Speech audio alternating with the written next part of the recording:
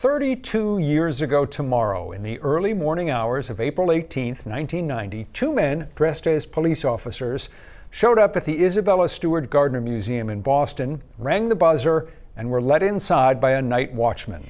The two men were not cops. They were thieves. And in the next 80 minutes, they pulled off the most sensational art heist in history. They stole paintings by some of the great masters valued at up to $500 million. The crime has never been solved. Not one of the paintings has ever been recovered. It's a story that continues to fascinate, and few people have dug more deeply into it than Steve Kurkjian, retired reporter for the Boston Globe, who has won numerous national awards for his investigative journalism. Steve Kurkjian literally wrote the book on the Gardner Museum art heist, a work called Master Thieves, and it would be hard to find someone better suited to tell the story. Let me start with the personal, because you are a son of Boston. You grew up in the city, and you went to school right nearby here, right? I can see my high school from here. And when I skipped out of school, which I often did over here, I would go to another institution close by, not as close as this, and that's Fenway Park. Yeah. Kurkjian took us to the door where the thieves entered the Gardner Museum. This is where the crime story begins. This is where it begins. Right here. They showed up here right around the time Boston's bars were closing after a long and liquid St. Patrick's Day. The timing was likely no coincidence. The bad guys know that the cops who are on duty that night after St. Patrick's Day, they will be tired because they've worked the entire day. Everybody's on duty during the day. So my sense is that the bad guys knew that whoever was patrolling the streets in the cruises, it would be a minimal force and they'd be working overtime. And they wouldn't be as quick to respond. The thieves made off with 13 paintings, the most famous of which is Rembrandt's masterpiece, The Storm on the Sea of Galilee. For more than 3 decades, there have been hints and whispers and rumors about the whereabouts of the stolen art, but there's never been a definitive sighting of even one of the works. We're coming up on 32 years since this happened. Right. A sensational crime, the greatest art theft in history. How has this not been solved? Yeah, it is a befuddling question. The FBI took over the investigation immediately after the theft, and Kurkjian says the federal agents made a mistake in those early days by not reaching out to state and local investigators. And I think had they brought the state police and Boston police in, that you would have had more checklist type of investigation. Who's talking to him? Who's talking to them? Who's looking at the forensics? Who's checking every flight in, every flight out? That kind of stuff wasn't done.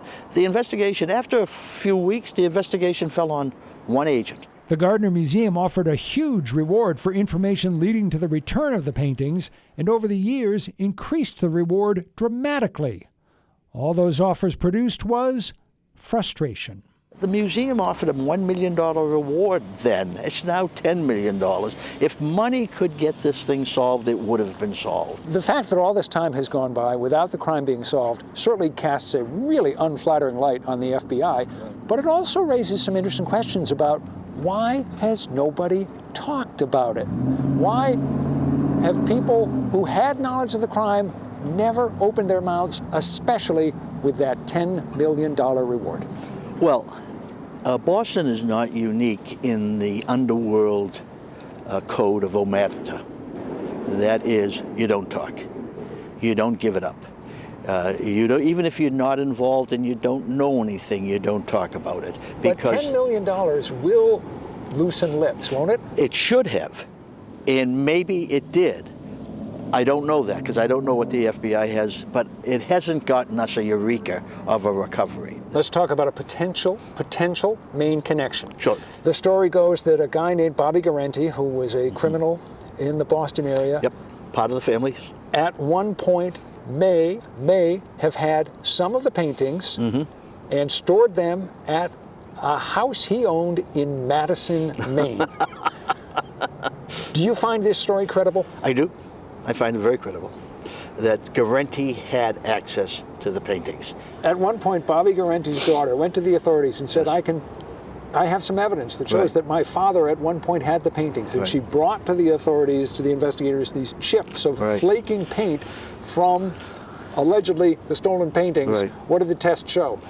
They tested. They did not test to be coming from anything, from any paintings or stolen paintings that probably came from the ceiling of their house in Madison, Maine. Kirkjian says there are other pieces of the puzzle that do link Garenti to the paintings. But investigators have either never had enough pieces of the overall puzzle or have never been able to put them all together. Well, let's bring this story up to the present. You've been covering this saga now for more than 3 decades. This crime has yet to be solved. Do you think that you will ever see it solved?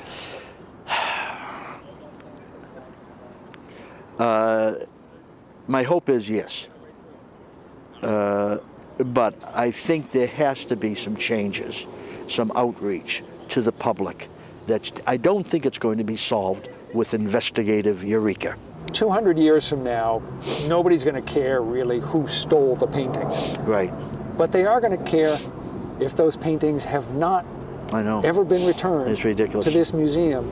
So that's maybe the biggest question of all. What do you think the chances are that these paintings will ever be returned? Yeah, logic and tells you, you know, it's not going to happen. It's not going to be returned. But you know, the Red Sox won the World Series after 89 years of frustration. We're not even close to 89 here.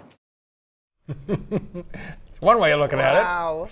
So obviously there are a lot of unanswered questions. Who took the paintings? Where are the paintings? Will they ever be recovered? Another unanswered question, what was the motive for the crime? Steve Kirkjian believes that they were stolen by Boston criminals with the idea that the paintings would be used as leverage to reduce prison sentences for mobsters who were in prison. Wow. And that they would take the paintings, they would go to prosecutors, the thieves would go to prosecutors, say, we can return these if you reduce this prison sentence or maybe reduce charges against someone. That didn't work out either. A lot of things about it that just remain unsolved mysteries. Just incredible. And to see too that they still have the frames of the paintings in the museum, but no paintings, obviously. It's spooky. I've been in there and it's eerie to see those empty frames. Yeah, exactly.